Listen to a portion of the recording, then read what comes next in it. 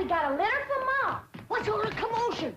Ellie says, Jethro says Pearl sent us a litter. A litter of what? Did you hear what? No, but I bet you it's kittens. Probably kittens. Pearl's always trying to give away kittens.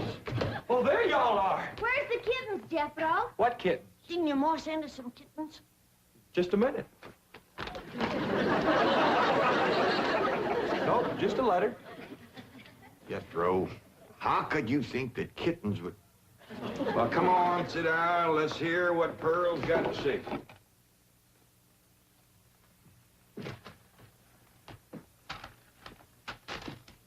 Dear son and kinfolk, I take pen in hand to say we are all fine back here. How are you all out there? Just fine, Pearl. That's right. Jethro, I hope you are making good marks in school out there. Ma thinks I'm going to school. Are you in the 5th grade like you would be here?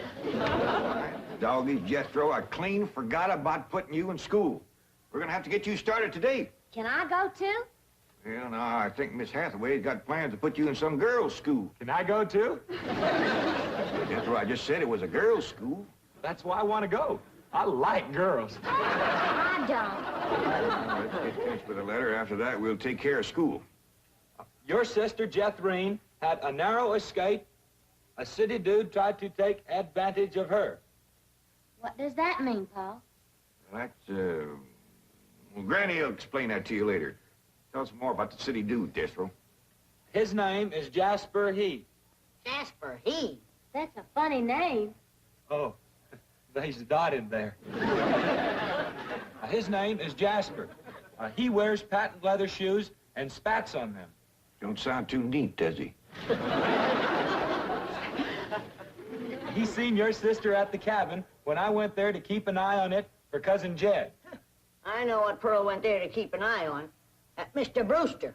Well, now, Granny, Pearl's a widow woman. She got a right to look. I ain't knocking it. I got my eyes open myself. At first, I thought the city dude worked for Mr. Brewster, so I drove back out to the cabin to give him a piece of my mind. I could put a bug in that Mr. Brewster's ear. Look out for feathers. Feathers? The more Pearl has her eye on a man, the more feathers she sticks in her hat. That's right. 3 and 8 came in flowing 2,000 barrels a day. And it looks like the news strike's going to be even better. There's no doubt about it. This is one of the richest pools we've ever hit. Yep, everything from here is good news.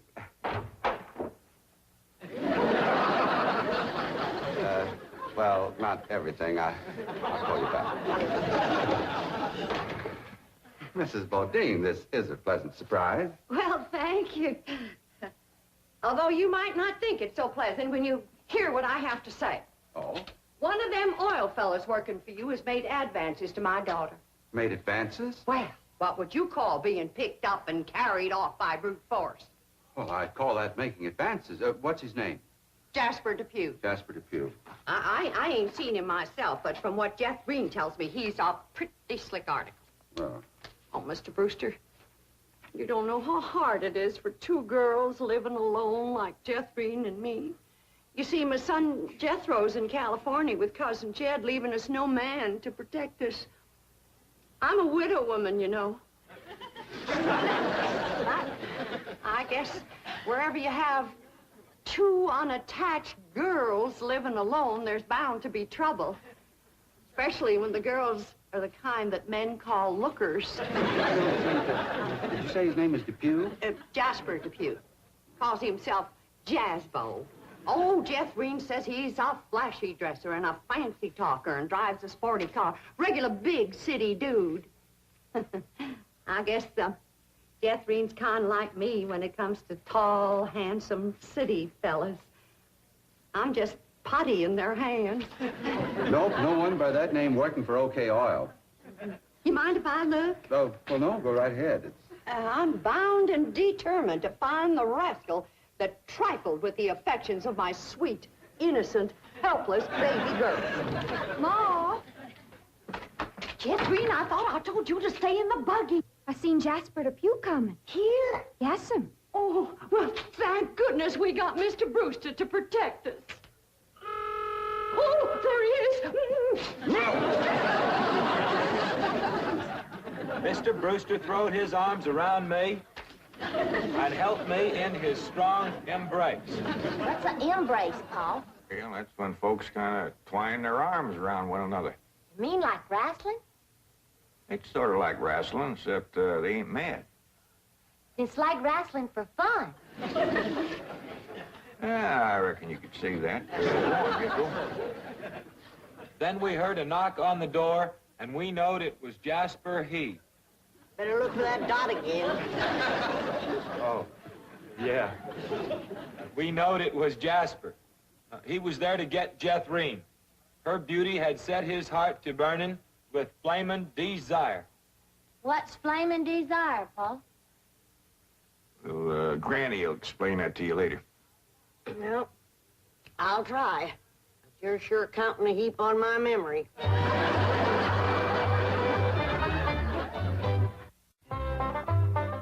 Read on with your Ma's letter there, Jethro. Yeah, it's getting good. One city fella's got his arms around Aunt Pearl, and another's waiting at the door to grab Cousin Jethro. My only thought was to save my daughter, so I tore loose from Mr. Brewster's embrace.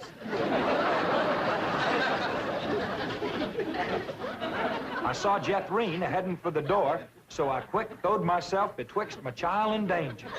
Sweet innocent Jethro, not knowing better, let that rascal in. He went right to sweet-talking in a voice smoother than fresh churned butter. Hello again, you great, big, beautiful lump of sugar. I brought you something all the way from Eureka Springs. Genuine orchids growed in a hothouse. And this lovely young girl must be your sister. I'm her ma. No. Yeah. Well, for Jethrine's beautiful mother, a little gift of genuine French imported perfume all the way from Paris, France. Oh, well, you hadn't ordered. Oh, my goodness. Genuine Paris, France perfume. Look at that French writing on there. That says, "Ah, d'amour." That means, oh, love. Ain't he a sport, Ma? Mr. Jethro has got herself a steady fella now. He says he is going to ask for her hand someday. I hope he will take the rest of her, too. Ha ha. Give my love to all and be a good boy. I am going out now to mail this letter and get some more feathers for my hat. As ever, your loving mother. Sure nice to hear from Ma. They're nice here. Jethro, you and me's got to go right out and find a school and get you to going. Granny, you pack up a nice lunch for Jethro to tote along. How about a big mess of poke greens and chitlins with some pole and a big pot of sorghum to dip it in? Fine. Oh, Granny, it don't have to be that fancy. Some of the other boys here in Beverly Hills might not have it so good. They're going to complain it to their folks. Let them complain. It ain't gonna hurt none to raise their standard a little. I'll get the truck up to date. Paul, please let me go with Jethro. I can help him fight if the big kids in the 5th grade goes to picking on him. I know for sure that Miss Hathaway has got other plans for your schooling. But with Jethro gone, I won't have nobody to play with. Oh, yes, you will. I just remembered something. Mr. Drysdale's stepson is coming home for Thanksgiving. And he's going to be living right next door. And you can play with him. Mr. Drysdale gave me some pictures of him. Here's some pictures of Sonny. That's what they call him, Sonny. He's been going to a lot of schools, and he ought to know some real good games to play. Ain't he something? Yeah, but what? School, all right. Millicent, Schuyler, and Potts. I reckon them 3 is the teachers. 3 teachers. Must be awful big school. I'll say. Well, let's go in there and get you started. There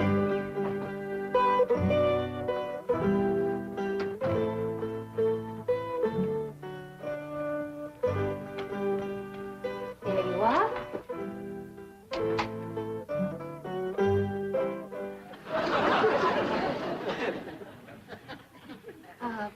May I help you? Well, reckon maybe you can. Diana, someone has parked a most disreputable-looking vehicle outside my window. These gentlemen. Oh?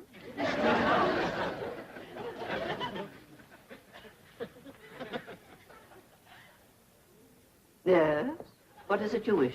Well, I'd like to get my nephew started into school. Here? Yeah, here's all right if you got room for a desk and his lunch basket. My dear man, this is a most exclusive private school.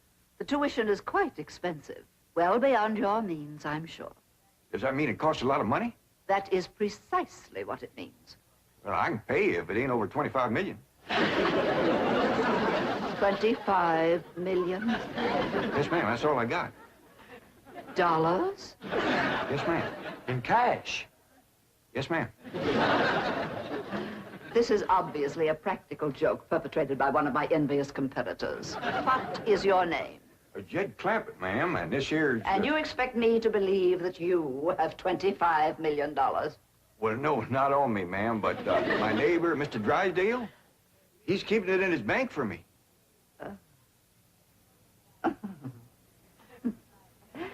Get me Milburn Drysdale at the Commerce Bank. You see, it just so happens that Mr. Drysdale holds the mortgage on this school, so we are very well acquainted. Hello. I'd like to speak to Mr. Now, if you wish to admit that this is a hoax and be on your way, we will forget the entire incident. Otherwise, you may be liable to some sort of action for invasion of private property and impersonating a millionaire. Mr. Drysdale is coming on the line now. Thank you. This is your last chance, Mr. Clampett. My next call will be to the police. Very well. Mr. Drysdale, Millicent Schuyler Potts here. Come in, come in, come in, come in. Thank you, ma'am. Diana, tea for these gentlemen. Croppett? Oh, no, ma'am, Clampett. Tea, Diana. Use the spode, tea set. Well, sit down, sit down, sit down, sit down. Just the two of us. Ellie Mae and Granny didn't come. Yes, well, do make yourselves comfortable. Mr. Drysdale's exact words to me were, oh, never mind his exact words. Apparently he values your friendship greatly, and Mr. Drysdale is a very important mortgage. Ma'am. Now then, shall we talk about your youngster who's entering our 5th grade? What is his name? Jethro Bodine. Bodine? Jethro. No, ma'am. Jethro Bodine. We always put the last name first. Now, male, of course. Yes, ma'am. Just got a letter this morning. Date of birth? December the 4th. Year? No, ma'am. Back home. We only been here a few weeks. Perhaps you should answer the questions for our vital statistics. Now, we need to know the complete birth date, which in turn gives us the exact age. Now, we have December 4th, and judging from the fact that your nephew is entering the 5th grade, I would surmise that the year is, 51 or 52. Am I correct? Oh, Jethro ain't near that old. And in the 5th grade? Why, that's wonderful. Well, perhaps we have a budding genius on our hands. Archie! How poor. Oh, Diana, I'd like you to bring me one of our boys' uniforms to show these gentlemen. A 5th grade size. No, on second thought, you'd better make it 3rd grade. He's younger than average. Mrs. Parker. We require that all of our students wear identical uniforms. It makes for less friction that way.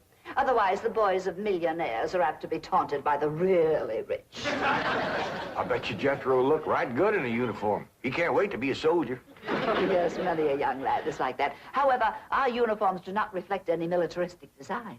No, rather, we strive for something gay, attractive, and smart. Ah, there you are. Charming, isn't it? Now, you take this home and have Jethro wear it when he comes to school in the morning.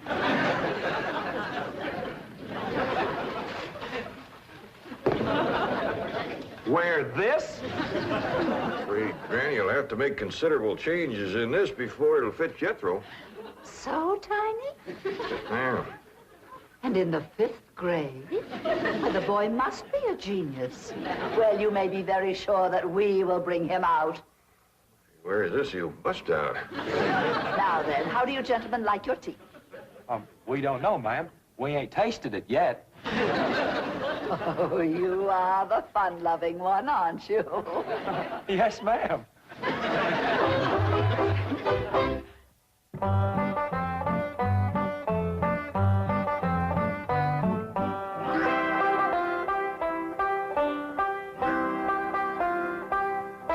Granny, here's Jethro's school clothes. You want me to help let him out? Oh, well, thank you, Ellie, but let's see what has to be done.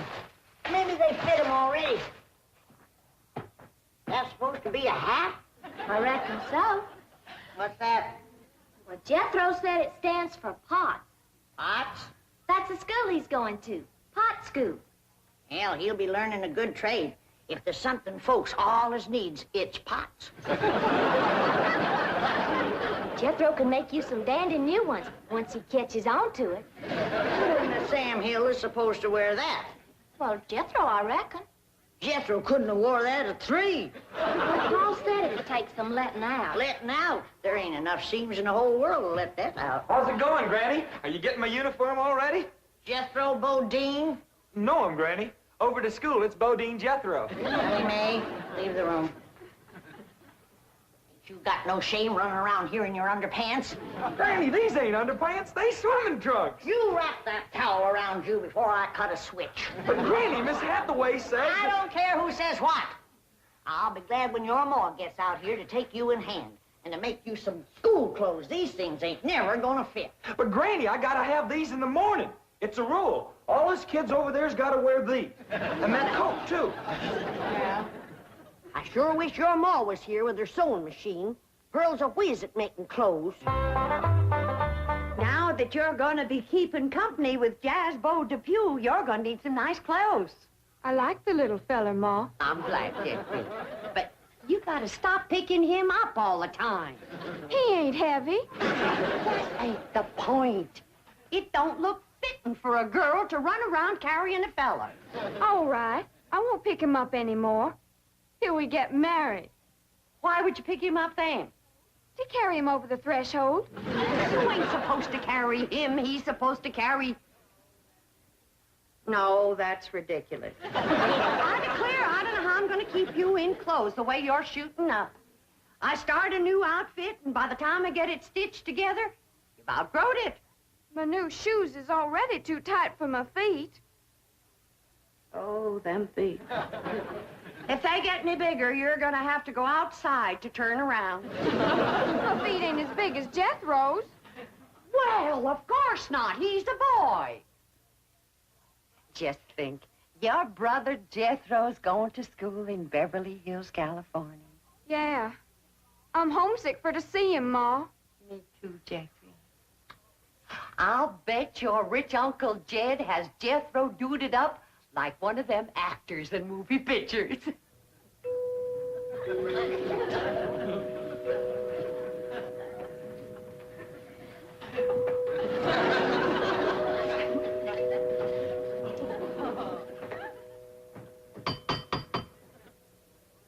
Dang, if Jethro ain't right. Every time that music plays, somebody comes to the door. Good morning. Surprise, surprise. Good morning, Miss Potts. I decided to come by and drive our diminutive genius to school myself. What? Your nephew, Jethro. Oh, yes, ma'am. Jethro! Come on down here. You got to ride to school. Well, that's mighty nice of you, ma'am. Oh, tut. I'm going to give the boy my personal special attention. I feel that when one... Well, howdy there, Miss Potts. You come to take me to school? Yeah, betcha she is. Now, I want you to be a good boy and make good marks so your ma will be proud of you. This is your nephew? Yes, ma'am. You met him yesterday, remember? Of course, he does look a mite different in his uniform. Granny had a time getting it to fit, but she done it. You are in the 5th grade? Oh, yes, ma'am. Just finished 3 years in the 4th.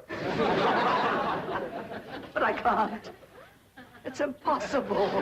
Oh, that ain't nothing. He got through the 1st grade in only 2 years. Under no circumstances can I allow this. Well, say, here comes Mr. Drysdale. I reckon he's coming to see Jethro off to school. Well, come along, Jethro. Take off. This is the way we go to school. This is the way we go to school. Here's Jethro's lunch. Oh, Jethro! You forgot your lunch. Jethro, you share your grits and fat back with Miss Potts today.